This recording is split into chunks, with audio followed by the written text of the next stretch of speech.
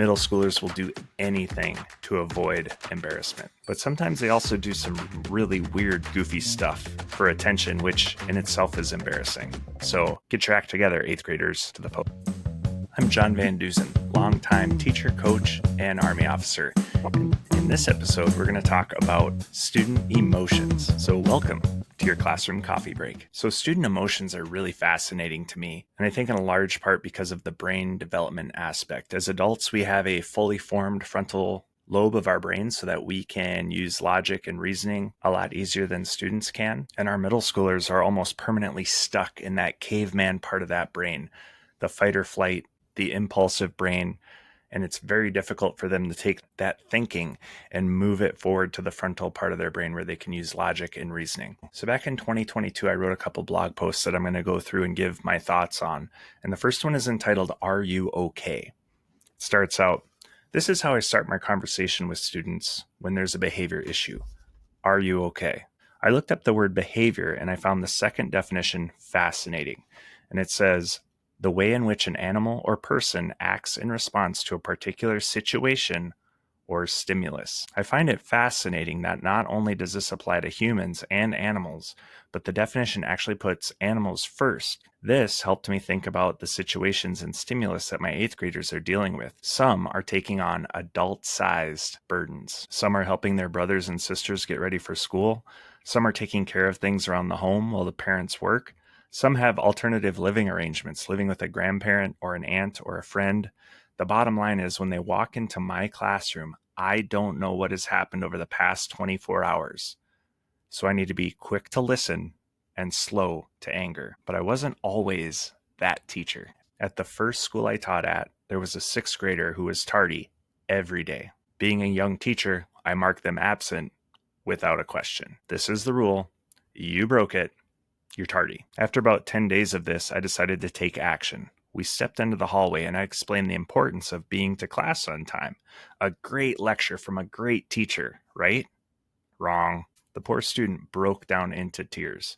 It was completely my fault for taking such a harsh approach. A little shook up from her response, I asked, "Are you okay?" They were not okay. As it turns out, her mom had taken a new job and was working afternoons, not getting home until almost midnight.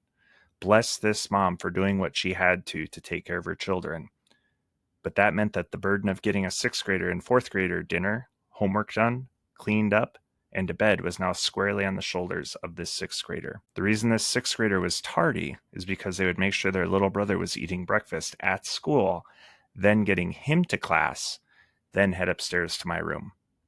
I never marked her tardy again. She was taking on an adult-sized burden. A few days ago, I had an 8th grade student who was falling asleep in class, and I run a pretty dynamic classroom, but at every chance, their head would go down on their desk and they'd use their arm for a pillow. After many years in the classroom, my response time has shortened from days to minutes, and my approach much more passive and compassionate.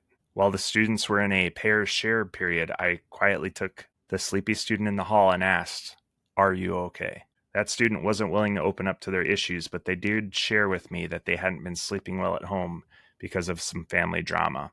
I let them know that if there was anything I could do, I would do it. 2 days later, that student approached me and explained that some things had been worked out and he was sleeping much better. I was so happy that I asked, happy that things were better, happy that they trusted me to tell me things were better. As we come out of the holidays, some students are not okay. As we take time off of school, some of our students will be short on food, warmth, and attention. Sometimes the stress of being taken out of the routine of school can overpower the joy of celebration. It's heartbreaking, but it's reality.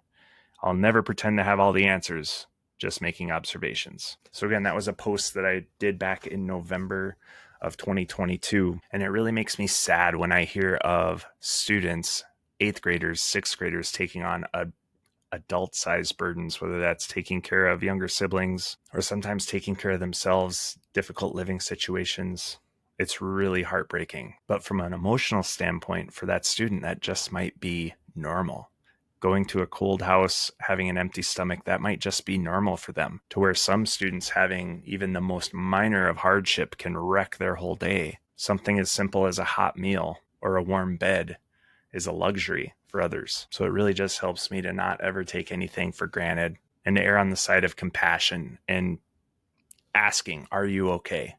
Instead of resorting to anger right off the bat. So obviously, after I wrote that blog post, I started thinking more and more about emotions, which led me to another blog post just a few weeks later in December of 2022. And this one is called The Emotional Wheel Isn't Spinning, You Are. And again, I'll post this one down in the show notes. At the bottom of this post, there is an emotion wheel, which I actually have pinned up next to my desk in my classroom. It's fantastic. I use it all the time to see what my emotions are and also help students figure out what their emotions are. So here we go.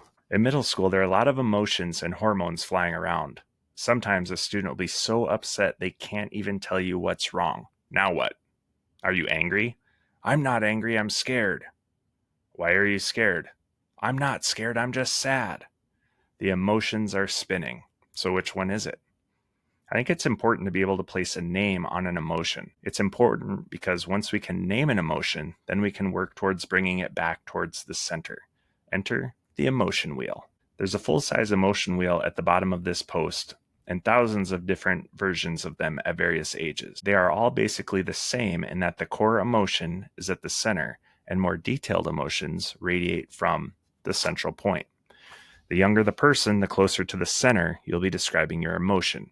A younger student may only be able to express that they are angry, whereas an older student might be able to move further out and describe that they feel hurt, or even further out describing their emotion as embarrassed. I see it a lot, especially with middle schoolers. Middle schoolers will do anything to avoid embarrassment, but sometimes they also do some really weird, goofy stuff for attention, which in itself is embarrassing. So get your act together, 8th graders, to the post.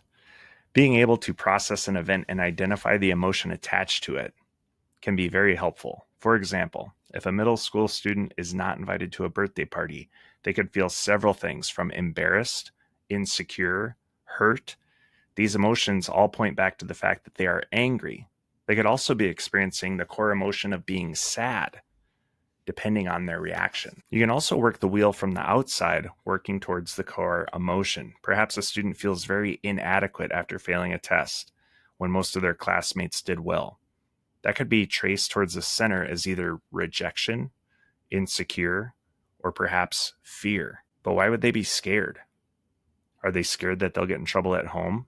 Are they scared their friends will think they're stupid? These are questions that is one step removed from what's wrong, and questions that can start having reasonable answers when the world seems unreasonable. After a student can name the emotion, then they can get to work swinging that emotional pendulum back to the center by answering those questions. Will I get in trouble at home? And maybe the answer to that is, well, last time I had to go to my room without my phone and study what I messed up so I could get points back on test corrections.